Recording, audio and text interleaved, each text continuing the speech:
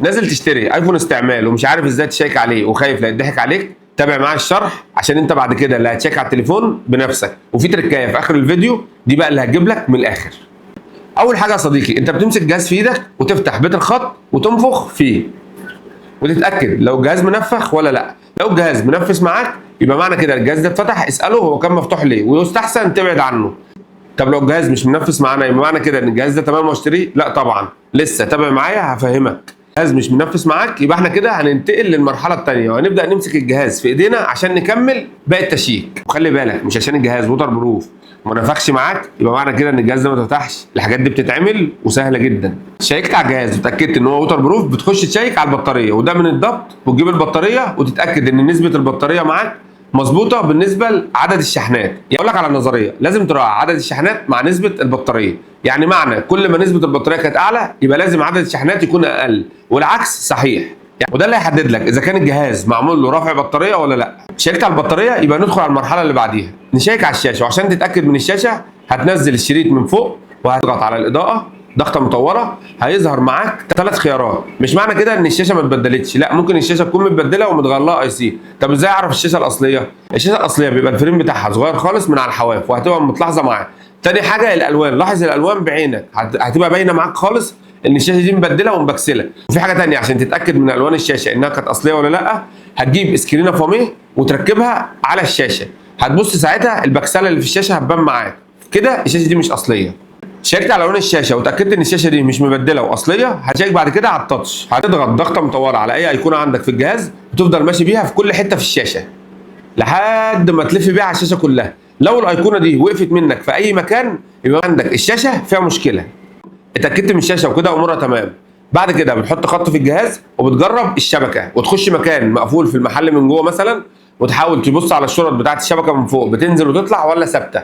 تمام. وتطلع بره برضو تشيك وتعمل اتصال.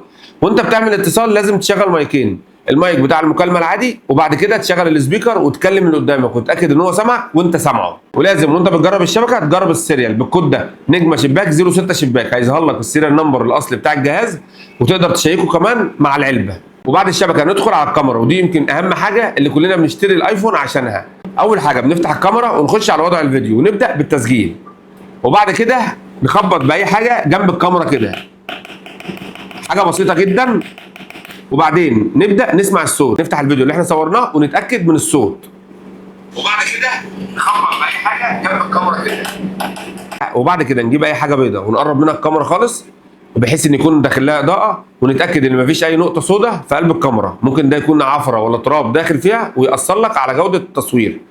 تعمل زوم وتتاكد عشان الجهاز يحول على الكاميرا الثانيه، وتتاكد برضو من الكاميرا الثانيه ان هي ما فيهاش دوت ولا اي نقطه سمراء.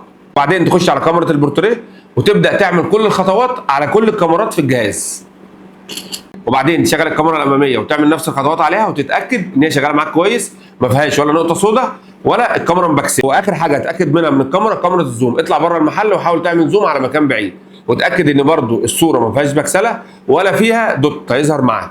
والمرحله اللي قبل الاخيره نجرب الصوت، ولازم واحنا نجرب الصوت نجربه على نغمات الجهاز نفسه عشان لو في مشكله هتظهر معاك.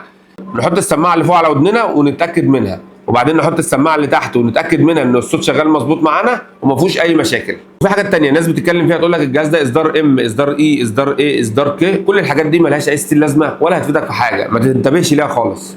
انت كده يا صديقي شيكت على كل حاجه في الجهاز وتاكدت ان الجهاز ما فيهوش اي مشاكل، وبكده البياع هيعرف انك فاهم ومش هيقدر يغشك لانك مشترك في قناه مستشفى الهواتف. الحاجه الاخيره واللي انا سايبها لك في الاخر انك لازم تعمل للجهاز ده اعاده ضبط مصنع، لان الجهاز ده ممكن يكون معمول له تخطي اي كلاود. انت مجرد ما بتاخد الجهاز بيبقى شغال معاك وبتحط عليه الاي كلاود بتاعك شغال بنسبه 100%. اول ما الجهاز يعمل تحديث او تعمل له اعاده ضبط مصنع او تعمل له سوفت وير لاي سبب من الاسباب، خلاص كده يا معلم الجهاز بيرجع للاي كلاود الاصلي اللي عملنا له تخطي. فانت لازم قدام منه وانت واقف عند المحل لسه ما طلعتش تقول له بعد اذنك انا عايز اعمل الجهاز ده اعاده ضبط مصنع واكتبه من جديد. لو انت وصلت لحد هنا يبقى انت من الناس المميزه. لو مش مشترك في القناه اشترك وفعل زر الجرس واستناني الفيديو الجاي عشان اعمل لك مقارنه ما بين الاجهزه التجميع والاجهزه الاصل الشرعي والاجهزه المجدده، وهخليك تعرف الجهاز اذا كان اصلي ولا مجدد ولا شرعي. زي ما عودتكم في مستشفى الهواتف اللي اتكسر يتصلح.